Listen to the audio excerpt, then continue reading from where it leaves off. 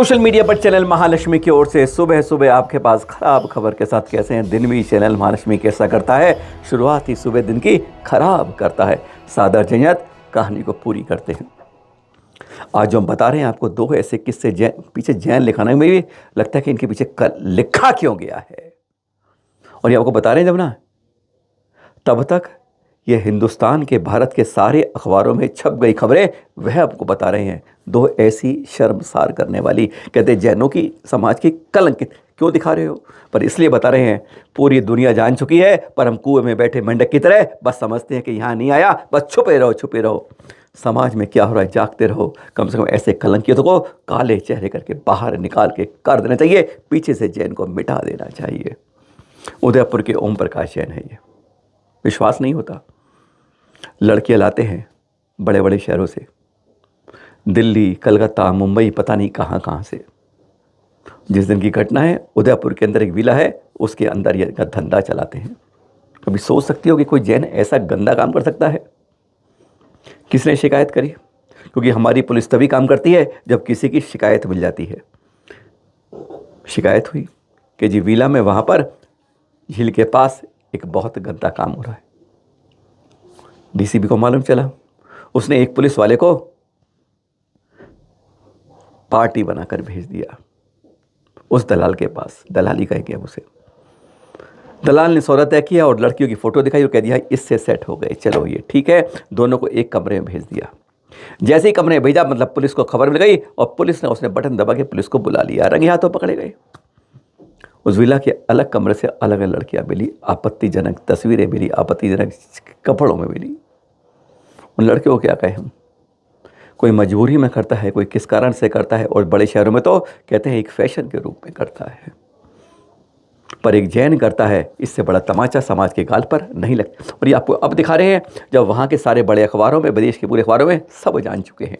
और हम ऐसे जैन हैं क्योंकि हमें पहचान नहीं होती है कि हमारे समाज में ऐसी टोकरी के अंदर ऐसे सड़े फल हमारे यहाँ पड़े हुए, निकाल कर बाहर फेंकोगे तभी इलाज चलेगा। कल शाम को बताया था ना आपको एक साधु के बारे में, जब 4 आचार्यों ने मिलकर ऐसी कठिन प्रायश्चित दिया, अच्छा लगा। और इनके ऊपर समाज कोई कार्रवाई नहीं करता, कानून आके करता है, जबकि ये जब रंग बदलते हैं बड़ा शर्म आती है। उदयपुर के अंदर वैश्यालय चला। और दूसरी खबर दिल्ली के कैलाश नगर से, यहाँ एक बहुत बड़ा बढ़िया मंदिर बना हुआ है, पर वहाँ पर खबरों में यह इतना गंदा उम्मीद नहीं कर सकते। फाइनेंस का काम करते हैं संजीव जैन, और वहीं पर एक रहता है मोहन वासने, एक व्यक्ति। कभी मजबूरी थी, कोरोना से पहले की, बहुत पहले की बात है कि वो 50,000 रुपये से मजबूरी थी, 50,000 में उसने लिया। ये जमींदारी सिस्टम था ना पहले, कहते थे किसी ने अपना मकान, अपना खेत दिलवा दिया तो वो ब्याज ही जिंदगी को चुराता रहता था, मकान या खेत वापस नहीं मिलता था। आज शायद यही कर रहा है ये संजीव जैन। बोलने की जरूरत नहीं है। जैन समाज को कलंकित कर दिया है, सारे पूरे राजधानी के अखबारों में बड़ा बड़ा छप गया है। क्राइम की खबर है ना।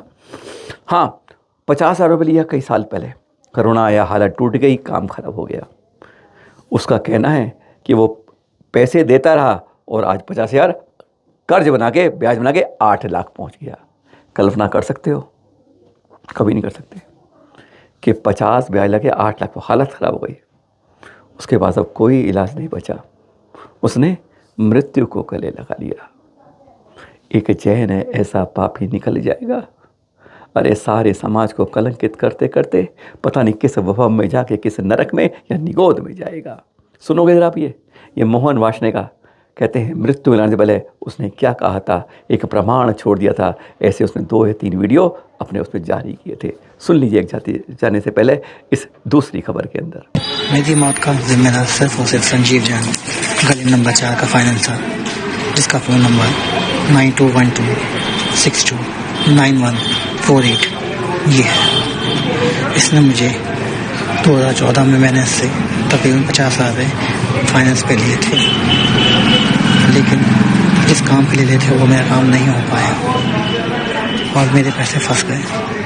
जिसके बाद इसने मुझे डरा कर कि घर पे आऊँगा, शोर मचाऊँगा, घर वालों से बहरबाजी करूँगा, कह कर ब्याज लेता रहा।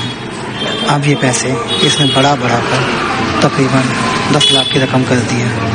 मैं पिछले 8 साल से इसका ब्याज 8-9 साल से 9-10 साल से इसका ब्याज भरे जा रहा हूँ, पर इसकी रकम ख़त्म नहीं हो रही है। अब मेरे पास बिल्कुल भी पैसा नहीं बचा है। मुझे जहाँ से भी पैसा मिला मैंने उसे पैसा देकर इसको दे दिया। इसके ब्याज भरने के चक्कर में मैं दूसरे फाइनेंसर के चक्कर में पड़ गया कि इधर से ब्याज लूँ और उधर पैसा दे दूँ, पर इसका ब्याज ख़त्म नहीं हो रहा। आज देने के अलावा कोई और वजह नहीं और रास्ता नहीं बचा है। मैं बहुत पैसे भर चुका हूँ, घर को खाली कर चुका हूँ। अगर मेरी मौत का सिर्फ और सिर्फ जिम्मेदार यही इंसान है। और मैंने तुम्हें कभी भी गलत नहीं किया, कभी भी धोखा नहीं दिया। ये सोचना कि मेरी ज़िंदगी में कोई और लड़की है ऐसी कोई वजह नहीं है। हाँ, लेकिन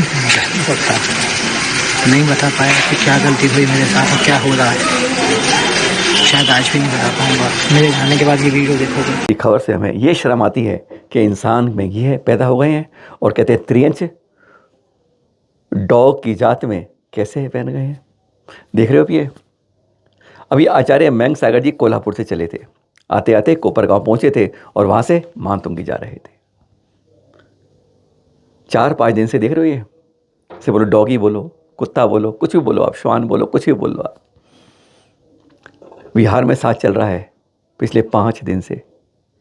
इसको लेकर शिरडी छोड़ के आए लेकिन नहीं जगह, वहीं बैठा रहता है जहां सारे संत बैठते हैं। नीचे के सामने पहरादेरी के रूप में नहीं, सुनने के लिए बैठता है। पहरादेरी करता तो किसी पर भौंकता नहीं, भौंकता बिल्कुल नहीं है। कहते हैं जब सड़क पर होते हैं सारे जानवर भौंकते हैं या सारे अपरिचित हैं, लेकिन किसी के सामने इसने ऐसा भौंका नहीं है। ये देख रहे हैं, पता नहीं आने वाले भव में क्या करेगा ये।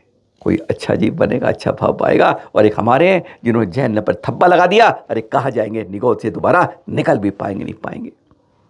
हैरान है सारे। हमें 2-3 भाइयों ने वहाँ से भेजा है कि भाई साहब इसकी कुछ एक लाइन तो बोल देना।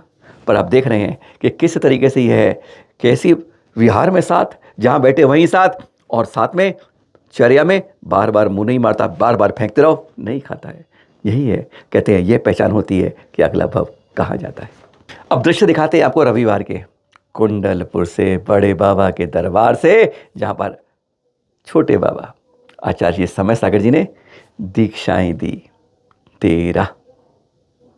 13 शुल्लक थे, औचित्य सागर शुल्लक जो थे उनके साथ 13 को एक सीढ़ी चढ़ा दिया, एरक पद तक पहुंचा दिया। उत्तम श्रावक कहे जाते हैं। इनका पड़गान नहीं हो कि वो नवदा भक्ति नहीं होती है, पड़गान होगा।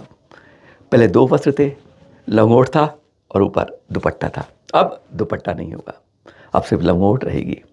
अब कटोरे में नहीं, करपात्र में आहार करना होगा। अब एसी, कूलर, पंखा, मोबाइल, वाहन सब बंद। एलक के बाद इस उत्तम, क्योंकि बस इसके बाद इंतजार बस मुनि दीक्षा का होता है। इस रास्ते पर पहुंचते हुए कितना है, 1-2 नहीं, उन सभी 13 जो एलक बनाए थे, गुरुवर ने शुल्लक बनाए थे, उन सबको एलक दीक्षा दी गई कुंडलपुर में आचार्य श्री समय सागर द्वारा। अब संघ की ओर यह पहले उनका दीक्षा कार्यक्रम रहा आचार्य बनने के बाद, जो बहुत हजारों की भीड़ थी। कुछ दृश्य आपको दिखा रहे हैं। अब ये तख्त पर सोएंगे और साथ में अब पिच्छी मिल गई है, यानी बस एक सीढ़ी दूर मुनि दीक्षा की ओर। जाते जाते 5वीं खबर समाधि मरण की। बांसवाड़ा से बता रहे हैं, बाहुबली कलोई में कल प्रातः अंतिम क्रियाएं पूरी गई।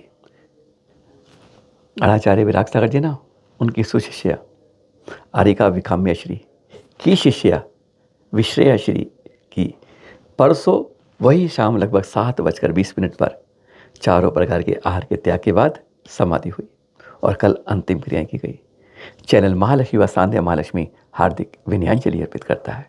फिर मिलेंगे आपके पास कुछ खास खबरों के साथ। बस देखते रहिए सुबह शाम 8 बजे आपके पास। सादर जय जय।